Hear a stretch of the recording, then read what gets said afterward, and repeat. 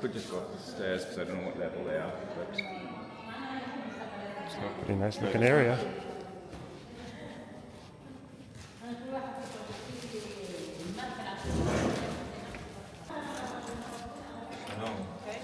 hi. Shalom. Sorry, crack up. Hello. Hello. Hi, nice to meet you. Nice to meet you. I'm David. Alan. Alan. Hi. Welcome. Shalom. Hi, nice to meet you. זה היה אמור להיות לנו. This is Abraham. סבבה? Okay. Want to drink something? You Yes, have bathroom? coffee, How are bathroom. Look, we were lucky in this area. Since the war started, we didn't have alerts in this specific building. The alerts are very accurate. You wouldn't hear the sirens if it's not about to fall in your area. But in the first week, there were alerts all over the Galilee. And there was a true fear that this is coming, the invasion is coming. And we were here. We came to the shelter here very quickly. And again, the existential fear was all about an invasion. So we had discussions here. How do we block the door? Make sure that we are not standing next to this hole there because somebody can shoot us. The whole way of thinking has changed from, how do we protect ourselves from missile attack to how do we protect ourselves from a scenario of invasion, of terrorists that actually will come here and try to kill us. And this feeling, this fear, is very present until today. Even though the IDF is deployed on the border, even though, as I've said, IDF attacked Hezbollah infrastructures in South Lebanon, we are very much afraid of a scenario that Hezbollah will try to do the same thing as Hamas.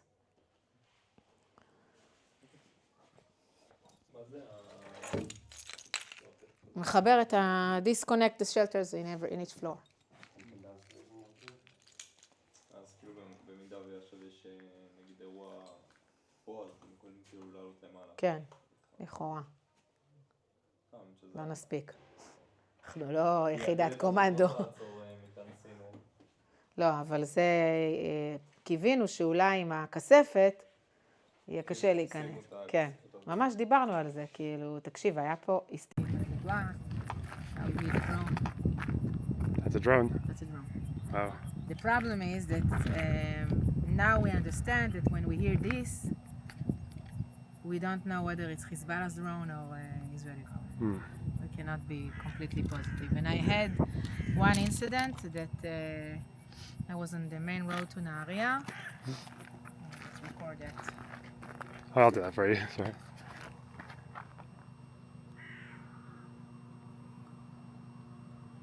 Okay. So I had one incident that I was on the main road here, and I heard the sirens not very loud, and I went off the car. That's the instructions, to go out of the car and to lie on the ground because no shelters on the roads. And then I see that the sirens we can distinguish whether the sirens are from missiles or drones. So I saw that it's about drones. And then I heard it. And I quickly entered my car again and ran away from there because I was afraid that the interception will be above my head and I will get the debris. So I felt it's more dangerous to stay once you hear it. It was pretty scary. And this was like a month ago. Is it just like every day you hear drones going off here? Yeah. Sometimes all day, every day, all day, yeah.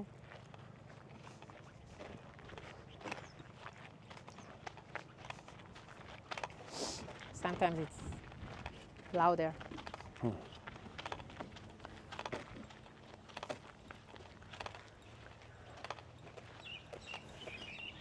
How far does it usually have to be before you can hear it? Once it's here, we hear it. Okay. How far is it from us? Yeah, like the noise. Does it have to be like 1-2 kilometers away before you hear the noise? Or? Yeah. Okay. I don't know.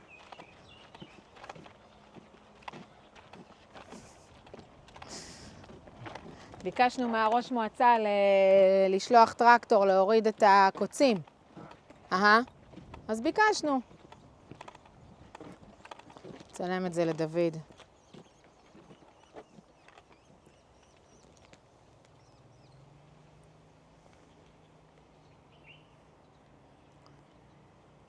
הקוצים האלה בעייתיים, מתחילים בשנייה שריפה. כן, לא, אבל גם אני פה עם קבוצה, אני לא יכולה.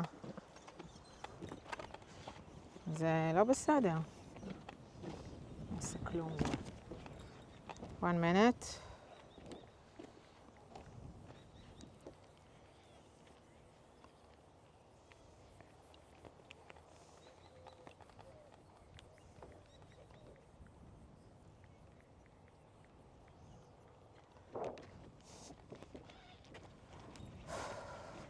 What are the rocks from? Did there used to be something here, or is that just walls? What do you mean? The rocks over there and there, did they used to be from somewhere, or are they just from the walls? What rocks? There. You mean like an Arab village? Did it? I'm Where not do you sure. see rocks? Just behind the bushes and like some there. I don't see any rocks. There. These are Yeah, just, they're- no, that's not a wall. These are not, that's nature here. Okay. And this is north, I'm guessing. That's north. Okay. The farthest ridge is where the border goes. The best way to stand is here. The best place to stand is here.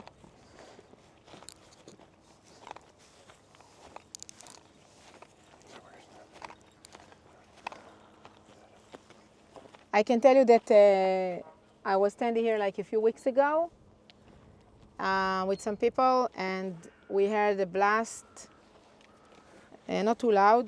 I told them it's a truck. I didn't think it's something going on. And then we heard another bigger blast, and I wanted to say that it's a truck, but I looked over there, and I saw a big mushroom of smoke. Afterward, I learned it's a Burkan. Burkan is a heavy missile of 1/2 ton that Hezbollah is launching over here to the Galilee almost every day. They fly very low and to short distance, and that's why, again, it is difficult to intercept them. They are kind of flying bombs. Very stupid technology, not sophisticated or anything. The Burkan were bombs that were used in the civil war in Syria. And Hezbollah, during the civil war in Syria, learned how to put them on rockets. So they just launched on rockets and they fall, almost like something very old technology of the rocks that were bombing forecasts. Almost the same idea, except they carry 1/2 ton of explosives, and it creates a lot of damage. Few of them fell next to Shlomi, which is the town in the valley there where you see the farthest one, very vaguely in 11 o'clock. And now I want to explain a little bit what we see, okay? So all the communities that you see clearly are not evacuated. These are communities that exemplify very well the diversity of the Galilee, because we are standing in a community which is 90% Jewish. Ahead of us, we see a community which, to the left, it's an Arab town of 2/3 Muslims and 1/3 Christian, and to the right, it's a Jewish town, and they have the same mayor. It's joint municipalities, one municipality. Behind it, the crowdy area that you can see from here, it's another town which is 100% Christian. Behind it, very vaguely, on top of the hill there, very, very vaguely on the farthest ridge, it's a town named Arab El Aramshe, which is a Muslim Bedouin town. Supposed to be evacuated, but people came back. Under fire, there is fire to Arab El Aramshe almost every day, especially anti-tank missiles and drones. Arab El Aramshe is positioned at the border, so right on the other side, meters away from the homes, you have Lebanese homes where Hezbollah is hiding and launching the rockets and the UAVs from these areas. Behind us, where you can see very vaguely some homes on the hills there, it's a Druze town.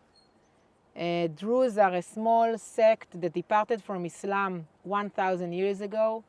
And they live mainly in Israel, Syria, Lebanon, a little bit of Jordan. And the Druze, wherever they live, they are loyal to the government. So the Druze who are living in Israel, the men are obliged to serve in the IDF, just like the Jewish men. The women are not serving in the IDF since it's a traditional society. To the left there, like 9 o'clock, you see a big town, that's Nahariya, 70,000 people. Last Sunday, we had 3 times at the same day alerts in Nahariya because of drones that came from Lebanon. It means that 70,000 people had to run for shelter 3 times a day, while most of them don't have shelters. And one of the drones eventually hit Nahariya in the outskirts of the town next to Children's Park. Now I'm looking at the farthest ridge there, where you can see very vaguely. The border goes on top. Let's take a look to 1 o'clock. You can see very vaguely a gray line there. That's the wall between Israel and Lebanon, which was built by Israel. Not all the border is walled. Maybe 35%, maybe 40% is walled. And behind the wall there, you see a town, that's a Lebanese town. And on the right side of the wall, you see another town, that's an Israeli town. I can show you how it looks like. Okay.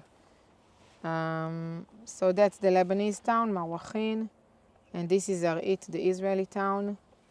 And actually over here, this is a UN position. Okay. On a clear day, we could have seen it. Maybe you can see it with the binocular. This is a UN position that last year there was a Hezbollah training right next to this position, and it is only a few tens of meters from the wall.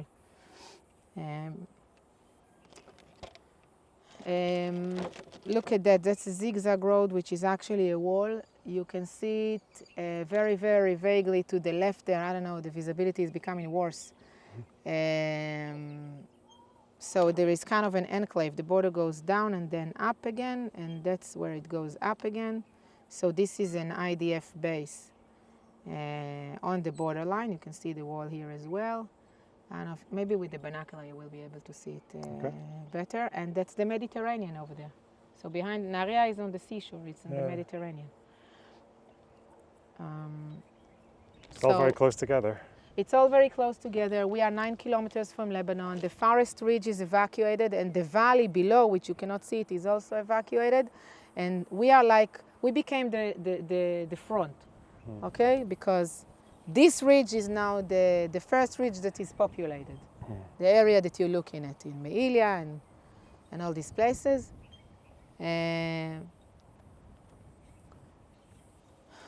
This town here, right at the, is that before the border or after? The border goes, you can't see what's behind the border. The only town that you can see behind the border is Marwachin, which is very vaguely on 1 o'clock. And a little bit of Adaira. Look, you can see it over here, So I'm which guessing, is behind Me'ilia. Okay, so this one here would be an emptied Israeli town, right? I don't know what, over here it's not empty. It's empty only on the forest ridge. Okay. Over here, the houses that you see here, this is all still populated. Okay.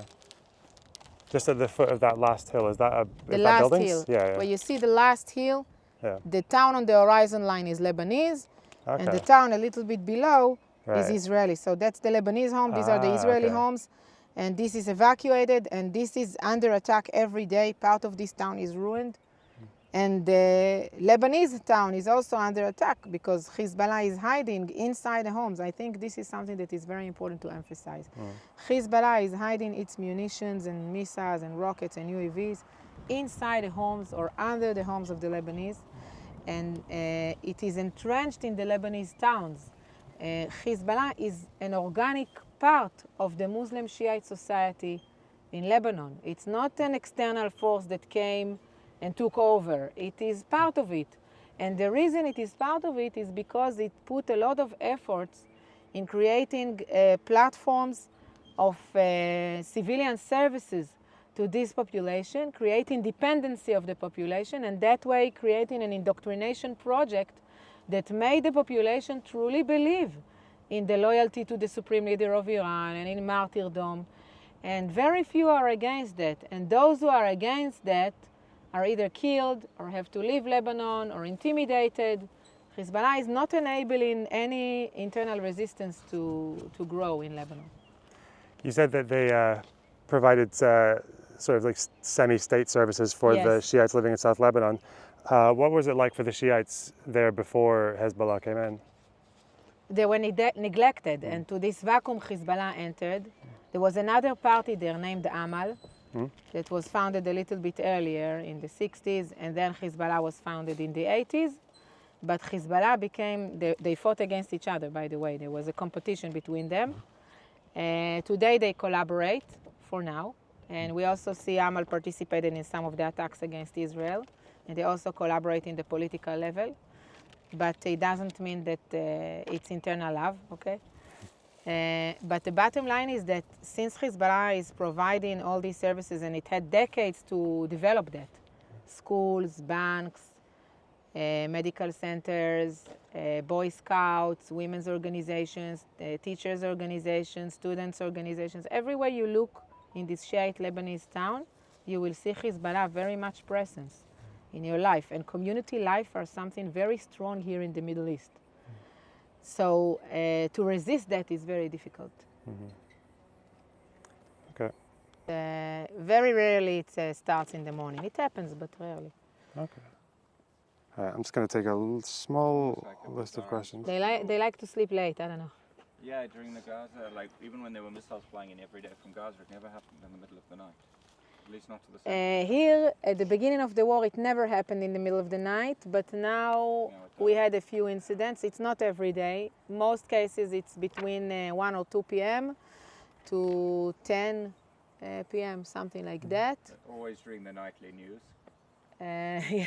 Every night. But tonight we had at 1 a.m. there was an alert in Akher, and IDF intercepted a drone above the sea. The only one we had at like the middle of the night in the war, from Gaza was at 12 a.m. exactly on New Year's Eve. They decided to do it. Right. Yeah. Could I get the binoculars for a second, actually? Yeah, sure. Yeah. I just want to definitely make sure I remember what I'm looking at, because I'm not very... Yeah, with the Good for that. binoculars, it's Yeah. better to understand. Yeah. You will see it like you see it here. Okay. איזה מגלן אתה עם האחד במשקפת, זה הצחיק אותי שעשית את זה. Oh wow, that's really close. אני אגב עוצמת עין תמיד, אני לא מסוגלת להסתכל עם שתי העיניים גם כן.